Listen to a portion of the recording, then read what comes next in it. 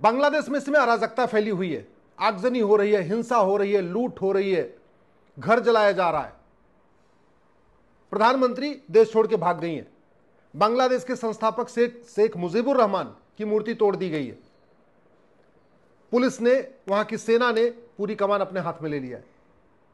भारत में भी ऐसे आंदोलन होते रहे, कभी भारत ने तख्ता पलट किया क्या? कभी भारत के किसी प्रधानमंत्री को भागना पड़ा क्या? कभी भारत के राष्ट्रपति को भागना पड़ा क्या? कभी भारत के चीफ जस्टिस को भागना पड़ा क्या? नहीं।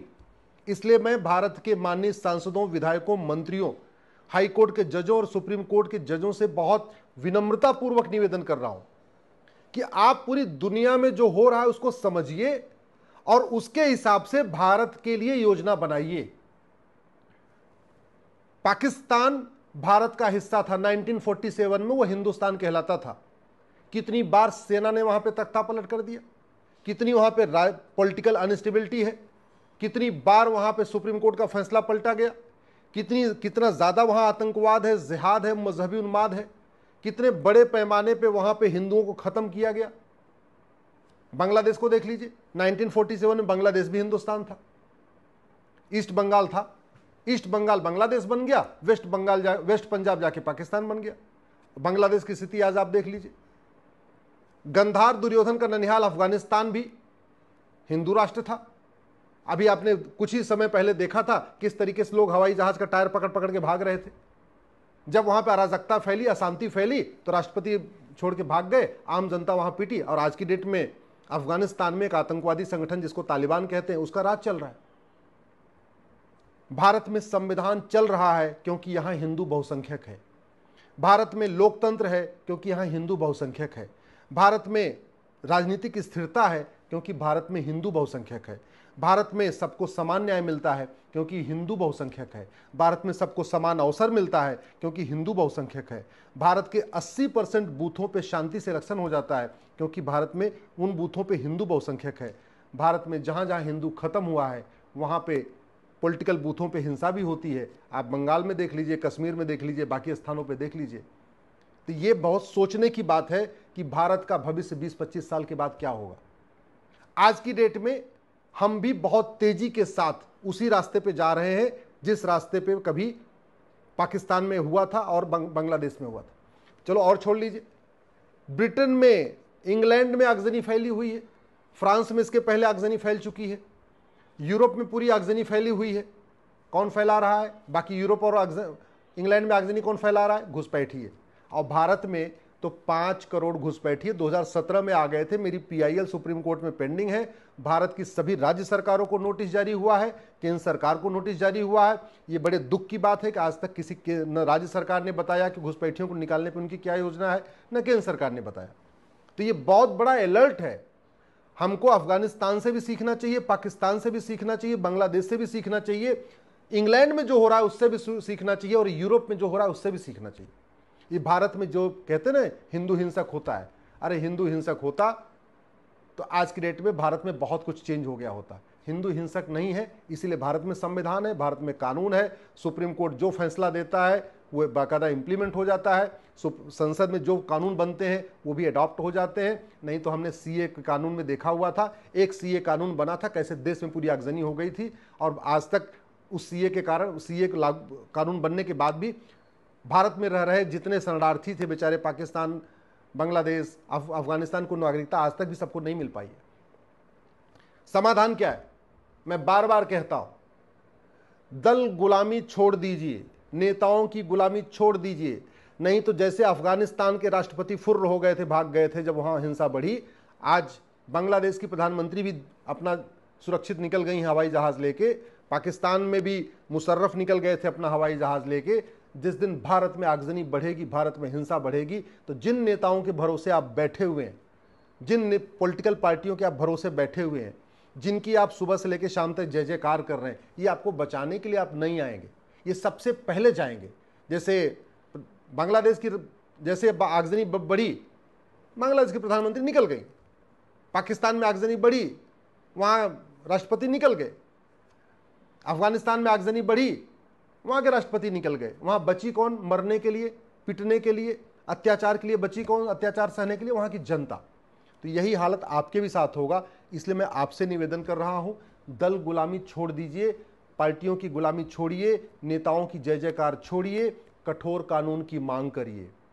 भारत के 9 राज्यों की डेमोग्राफी बदल चुकी है, 800 जिलों में से 200 जिलों की डेमोग्राफी बदल चुकी है, 6000 तहसीलों में से 1500 तहसीलों की डेमोग्राफी बदल चुकी है। इसका मतलब यह हुआ 25% राज्यों की डेमोग्राफी, 25% जिलों की और 25% तहसीलों की।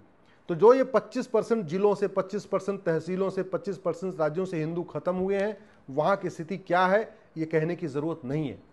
समाधान क्या है? सबसे पहले घुसपैठ के खिलाफ कठोर कानून बनाया जाए, घुसपैठ को राष्ट्र की सुरक्षा के लिए खतरा घोषित किया जाए, घुसपैठ को देश की एकता अखंडता के लिए खतरा घोषित किया जाए, घुसपैठ को देशद्रोह घोषित किया जाए, घुसपैठ को वेजिंग वॉर डिक्लेयर किया जाए, घुसपैठ को ऑर्गेनाइज क्राइम डिक्लेयर किया जाए और घुसपैठियों और उनके मददगारों के खिलाफ एनएसए, यूएपीए, वेजिंग वॉर, देशद्रोह और गैंगस्टर एक्ट लगाया जाए। घुसपैठियों और उनके मददगारों की 100% संपत्ति जब्त किया जाए, उनकी नागरिकता खत्म किया जाए, उनको आजीवन कारावास, फांसी दिया जाए, वो भी फटाफट 1 साल के अंदर। तब जाके घुसपैठी अपने आप भागेंगे। और घुसपैठी नहीं भागे तो लिख के रख लीजिए, जैसे ये अफगानिस्तान में हो रहा है, पाकिस्तान में हो रहा है, इंग्लैंड में हो रहा है, अफगानिस्तान में हो रहा है, ऐसे ही भारत में होगा और ज्यादा से ज्यादा 20 साल के अंदर होगा।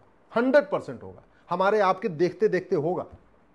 अगर भारत को बचाना है, धर्मांतरण को राष्ट्र की सुरक्षा के लिए खतरा घोषित करिए, धर्मांतरण को देश की एकता अखंडता के लिए खतरा घोषित करिए, धर्मांतरण को देशद्रोह घोषित करिए, धर्मांतरण को वेजिंग वॉर डिक्लेयर करिए, धर्मांतरण को ऑर्गेनाइज क्राइम डिक्लेयर करिए और धर्मांतरण कराने वाले मिशनरियों, जिहादियों और उनके मददगारों के खिलाफ एनएसए लगाइए, यूएपीए लगाइए, वेजिंग वॉर की धारा लगाइए, देशद्रोह की धारा लगाइए, गैंगस्टर एक्ट लगाइए। घुसपैठी और उनके मददगारों की 100% संपत्ति जब्त, धर्मांतरण कराने वाले मिशनरियों, जिहादियों की 100% संपत्ति जब्त करिए, धर्मांतरण कराने वाले मिशनरियों, जिहादियों और उनके मददगारों की नागरिकता खत्म करिए, आजीवन कारावास की और फांसी की सजा दीजिए और वो भी 1 साल के अंदर, तब धर्मांतरण रुकेगा। और तीसरा, जनसंख्या नियंत्रण के लिए कठोर कानून बनाइए। हम दो हमारे दो सबके लिए मैंडेटरी करिए, जो हम दो हमारे दो न माने उसकी नागरिकता खत्म करने का प्रावधान करिए। भारत का संविधान इसकी इजाजत देता है। आर्टिकल 11 में लिखा हुआ है कि संसद ऐसा कानून बना सकती है कि नागरिकता कब लेनी है, नागरिकता कब देनी है। तो जैसे वोटर आईडी जब देते हैं तो टर्म्स कंडीशन, भाई 18 साल का हो जाएगा तब वोटर आईडी में, तब वोटर आईडी मिलेगा। पासपोर्ट देते हैं, टर्म्स कंडीशन होती है। ड्राइविंग लाइसेंस देते हैं तो भी टर्म्स कंडीशन होती है। अगर आदमी नहीं मानेगा तो उसका ड्राइविंग लाइसेंस सीज हो जाएगा। अगर पासपोर्ट का आप वायलेशन करोगे, पासपोर्ट सीज हो जाएगा। हर जो भी हम डॉक्यूमेंट बना के देते हैं उसकी एक टर्म्स कंडीशन होती है। ऐसे ही एक नागरिकता की टर्म्स कंडीशन होगी। अगर भारत में धर्मांतरण करोगे, अगर भारत में हम दो हमारे दो नहीं मानोगे तो आपको भारतीय नहीं माना जाएगा। यही तरीका है। नहीं तो आप याद रखिएगा, अफगानिस्तान हिंदू खत्म, पाकिस्तान हिंदू खत्म, बांग्लादेश हिंदू खत्म, भारत के 9 राज्यों से हिंदू खत्म, भारत के 200 जिलों से हिंदू खत्म, भारत की 1500 तहसीलों से हिंदू खत्म, भारत के बॉर्डर पे जो 300 तहसीलें हैं उनमें 300 की 300 तहसीलों से हिंदू खत्म हो चुके हैं, पलायन कर चुके हैं, बड़े पैमाने पर पलायन कर रहे हैं। ये नेता जैसे शेख हसीना लंदन जा रही हैं या जहां भी जा रही हैं, ऐसे भारत के नेता भी कोई इटली भाग जाएगा, कोई ऑस्ट्रेलिया भाग जाएगा, कोई लंदन भाग जाएगा। आप जिन नेताओं के भरोसे बैठे हुए हैं, ये सारे नेता या तो लंदन में अपना फार्म हाउस बना चुके हैं या ऑस्ट्रेलिया में अपना फार्म हाउस बना चुके हैं। अलग अलग देशों में जहां जहां इनको सुरक्षित लगता है वहां ये अपना फ्लैट भी खरीद चुके हैं, बंगलो भी बना चुके हैं, फार्म हाउस बना चुके हैं। जिस दिन 20 से 25 साल के बाद भारत में आगजनी होगी, ये पहले निकल जाएंगे, क्योंकि इनको पुलिस पहले अलर्ट दे देगी। पुलिस इनको पहले बता देगी ये होने वाला है, ये चुपचाप निकल जाएंगे और बचोगे आप और हम। जैसे पाकिस्तान में इतनी हिंसा हुई 1947 में, कोई नेता नहीं मारा गया, कौन वहां फंसा? आम जनता। बांग्लादेश में इतनी हिंसा हुई, राष्ट्रपति पहले निकल गया, कोई नेता नहीं मारा गया। प्रधानमंत्री पहले निकल जा रही है, कोई नेता नहीं मारा गया, फंसी है कौन वहां? आम जनता। अफगानिस्तान में राष्ट्रपति पहले निकल गए, कोई नेता नहीं मारा गया, फंसा कौन अफगानिस्तान में? आम जनता।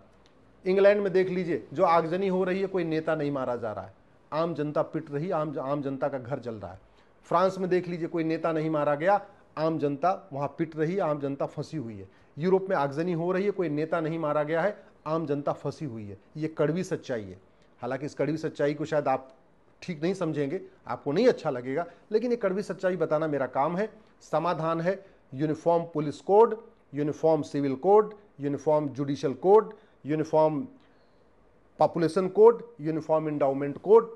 समाधान एक ही है, न कोई विशेष दर्जा किसी को रहे, सबको एक समान मिलाया जाए, रिलीजन के आधार पर जितने कानून हैं इनको खत्म किया जाए, ये माइनॉरिटी मेजॉरिटी का जो खेल है इसको बंद किया जाए, ये मुगलिया जो स्कूल चल रहे हैं भारत में, आज भी जो मदरसे चल रहे हैं इनको बंद किया जाए, अंग्रेजों के द्वारा शुरू किए गए मिशनरी स्कूल बंद किए जाए, भारत में सबके लिए समान शिक्षा हो, समान नागरिक संहिता हो, घुसपैठ के खिलाफ कठोर कानून हो, धर्मांतरण के खिलाफ कठोर कानून हो, जनसंख्या नियंत्रण के लिए कठोर कानून हो। यही समाधान है। नहीं तो याद रखिएगा, जैसे अफगानिस्तान से खत्म हुए, पाकिस्तान से खत्म हुए, बांग्लादेश से खत्म हुए, जैसे बांग्लादेश जल रहा है, ब्रिटेन जल रहा है, अफगानिस्तान जल रहा है, पाकिस्तान जल रहा है, ऐसे ही पूरा भारत जलेगा। और वही दूर नहीं, 20 से 25 साल के अंदर जिन पॉलिटिकल पार्टियों के भरोसे बैठे हैं वो कुछ नहीं करेंगी, जिन नेताओं के भरोसे बैठे हैं वो पहले भारत छोड़ के भाग जाएंगे।